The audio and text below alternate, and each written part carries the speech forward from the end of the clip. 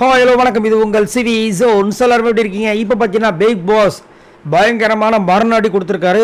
சிறை என்னங்க சிறை? அது வீக்லி டாஸ்க் முடிஞ்சதுக்கப்புறமா பெஸ்ட் ஹோஸ்ட்டுக்கு தானே அப்படின்னு கேட்டிங்கன்னா கிடையவே கிடையாது. பிக் பாஸ் இப்போ தான் கொஞ்ச நேரத்துக்கு முன்னாடி ஒரு அரை மணி நேரம் போட்டு கிழிச்சாப்பில் கிழிச்சிட்டு நானே இந்த பிக் பாஸ் கேம்லாம் நேரடியாக இறங்க போகிறேன் அப்படின்ற மாதிரி ஒரு அதிர்ச்சிகரமான விஷயத்த சொன்னார்.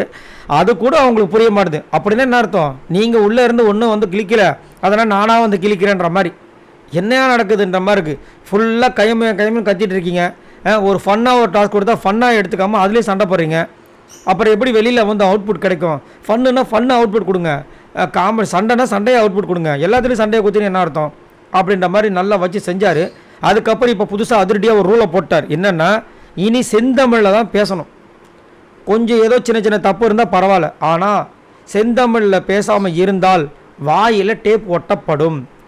அதுக்கப்புறமா ராஜா ராணிக்கு எதிராகவோ இல்லை ராஜாங்கத்துக்கு எதிராகவோ ஒரு சில விஷயங்கள் நடவடிக்கைகள் தவறாக இருந்துச்சு அப்படின்னா அவங்கள சிறை பிடிக்கலாம் அப்படின்ற மாதிரி ஜெயிலோட சாவியும் கொடுத்துட்டாங்க. ஸோ இதுக்கப்புறமாவது கண்டிப்பாக இந்த ஆட்டத்தை தயவு செஞ்சு கொஞ்சம் நல்லா பண்ணுங்கம்மான்னு சொல்லிட்டு கெஞ்சி கேட்குற மாதிரி பண்ணுறாரு. செம்மையாக கலாச்சாரு, சூப்பராக இருந்துச்சு, பேசினார், அழகாக இருந்துச்சு. பிரஜன்லாம் வச்சு செஞ்சார். என்னென்னா, பிரஜன் ஒரு கதையை சொல்கிறார். பிரஜன் ஆச்சரியத்தை பாருங்களேன், நான் இதை பார்க்கவே இல்லை அப்படின்ட்டார். அவர் ஒரு மாதிரி ஆகிட்டார். நான் எதுக்காக சொல்கிறேன்னா, அதை விட அந்த பக்கம் கையமே கத்திட்டு இருந்தாங்க, அதனால் இது தெரியாமல் போச்சு. புரியுதுங்களா? இப்போ நிறைய பேரோட பர்ஃபார்மன்ஸ் அமுங்கி போகிறதுக்கு காரணமே இந்த கையமே கத்துறதுனால தான். அதுதான் இங்கே மிஸ் ஆகுது. எல்லா சீசன்லேயும் சண்டை இருக்குது, ஆனால் சண்டை போடுறது தெளிவாக கேட்கும். இங்கே 10 பேர் ஒரே நடத்த சண்டை போட்டால் எப்படி கேட்கும்?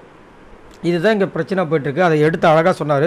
சூப்பராக ஜெயிலையும் கொடுத்துருக்காரு, வாயில் டேப்பும் கொடுத்துருக்காரு. பார்க்கலாம் என்ன நடக்குதுன்னு. இதுக்கப்புறமா இந்த டாஸ்க் ரொம்ப சுவாரஸ்யமாக போகுமான்னு தெரியல. அது மட்டும் இல்லாமல் பிக் பாஸும் உள்ளே இறங்குறாரு. ஸோ அவரோட குரலும் உள்ளே வரப்போகுது. ரைட்ரா, ஒரு சம்பவம் இருக்குன்ற மாதிரி இருக்குது. உங்களோட கருத்துக்களை சொல்லுங்கள். பாய் நண்பர்களை.